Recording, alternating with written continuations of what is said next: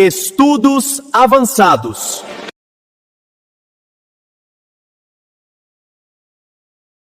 Olha, quem já se debruçou sobre O Capital de Marx sabe muito bem que não é um livro para se ler uma vez só e colocar na estante.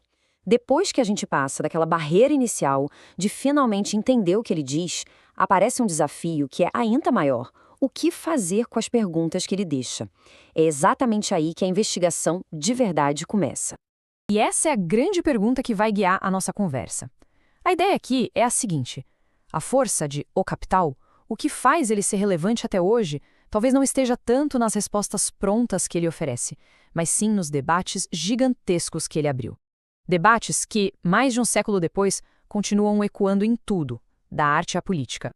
Vamos começar com a primeira grande inquietação. Como pode um livro sobre fábricas, mercadorias e mais-valia ter se tornado uma ferramenta para a gente analisar arte, cinema e até a nossa própria consciência? É essa jornada que vamos fazer, da base econômica para essa tal de superestrutura. Para entender isso, a gente precisa falar de alienação. Marx pega esse conceito lá do Feuerbach, que via alienação principalmente na religião, e o joga bem no centro da vida material. A tese dele é forte. No capitalismo, a alienação não é um problema espiritual, não. É a nossa condição do dia a dia. Está embutida no jeito como a gente trabalha e vive. E o ponto-chave é este aqui. Para Marx, não é que existem vários problemas separados. A alienação do produto, da natureza, das outras pessoas, não. Tudo isso é sintoma da mesma doença e a raiz dela está no modo de produção. A partir do momento em que o trabalhador vende sua força de trabalho, ele se torna um estranho para si mesmo. E é aqui que a coisa fica realmente fascinante. Um conceito que foi criado para explicar a exploração dentro da fábrica, décadas depois, foi totalmente ressignificado para a gente poder dissecar a cultura de massa. Como é que isso aconteceu? Bem, foi com a Escola de Frankfurt. Pensadores como Adorno, Horkheimer, Marcuse, eles olharam para a indústria cultural e viram exatamente a mesma lógica da alienação funcionando ali. A música, o cinema, a chamada cultura popular.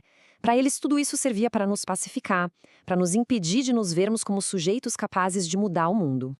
E isso nos joga direto numa tensão central, que é brilhante. Afinal, a arte é só ideologia? É só um reflexo das ideias da classe que domina? Ou será que ela pode ser algo mais, uma expressão da criatividade humana universal, talvez até uma ferramenta para a emancipação, como outros marxistas defenderam? Essa é uma pergunta que continua totalmente em aberto.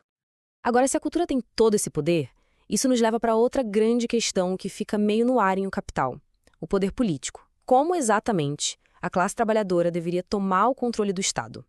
O livro descreve a exploração nos mínimos detalhes, mas ele não dá uma receita de bolo sobre qual forma política deve substituir o Estado burguês. E esse vazio político no texto virou o palco de um dos debates mais intensos do marxismo no século XX. Afinal, como seria esse tal Estado dos trabalhadores? E aqui o movimento se partiu ao meio. De um lado, Lenin, dizendo que o Estado burguês é uma máquina de opressão e precisa ser destruída. Ponto final. Do outro, teóricos como Kautsky, que acreditavam que era possível usar as ferramentas da democracia liberal para construir o socialismo aos poucos. E isso não foi uma briga teórica qualquer, foi uma divisão que definiu a história do século XX. No meio dessa disputa toda, alguns pensadores, como Gramsci, olharam para um outro lugar. A solução, para eles, não estava no parlamento. Estava nos conselhos de trabalhadores, os sovietes. Sabe, aquelas formas de poder popular que nasciam de baixo para cima, lá no chão da fábrica, nos momentos de crise. Para eles, esse era o embrião de um novo tipo de Estado. E Gramsci faz uma distinção aqui que é radical. Para ele, os sindicatos negociam os termos da exploração. Eles operam dentro da lógica do capitalismo. Já os conselhos de fábrica, eles apontavam para uma nova sociedade, um novo tipo de poder, organizando os trabalhadores como produtores e não mais como simples vendedores da sua força de trabalho. Ok, mas falar num Estado dos trabalhadores nos leva a uma pergunta ainda mais profunda, que o Capital também deixa em aberto. Quem é o sujeito dessa revolução? Se a história é movida por grandes estruturas econômicas, qual é, afinal, o papel do indivíduo nisso tudo? O marxismo muitas vezes trata o indivíduo como um produto das relações sociais, e faz sentido. Mas, ao mesmo tempo, o objetivo final é uma sociedade controlada pelo poder dos indivíduos unidos. Então, como acontece essa passagem do indivíduo que é determinado pelas estruturas para o indivíduo que passa a controlar essas estruturas? E é aqui que o marxismo encontra um de seus maiores adversários intelectuais, a psicanálise.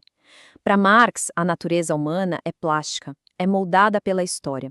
Se mudam as condições materiais, o ser humano também muda. Já para Freud, existem pulsões, a agressividade, o desejo, que são indomáveis.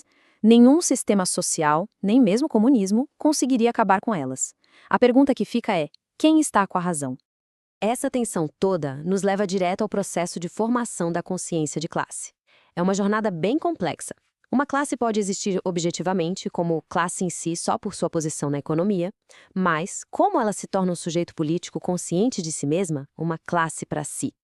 Esse salto da posição objetiva para a consciência subjetiva não tem nada de automático. É talvez o maior enigma político que o marxismo tenta, até hoje, resolver. Todas essas tensões que a gente explorou, entre economia e cultura, entre Estado e revolução, entre a estrutura e o sujeito, é importante dizer, elas não são falhas no texto do Capital. Muito pelo contrário, elas são o terreno mais fértil que existe para novas pesquisas.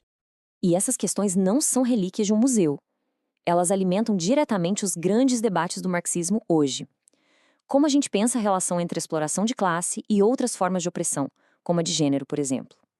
Como encontrar um caminho que não caia nem no determinismo estrutural, nem no voluntarismo ingênuo? O diálogo com o Capital não acabou, ele só ficou mais complexo. E a gente termina com essa provocação final. Talvez a relevância do Capital, o que faz esse livro continuar vivo, não venha da certeza de suas respostas, mas sim da potência dos problemas que ele nos obriga a enfrentar, geração após geração.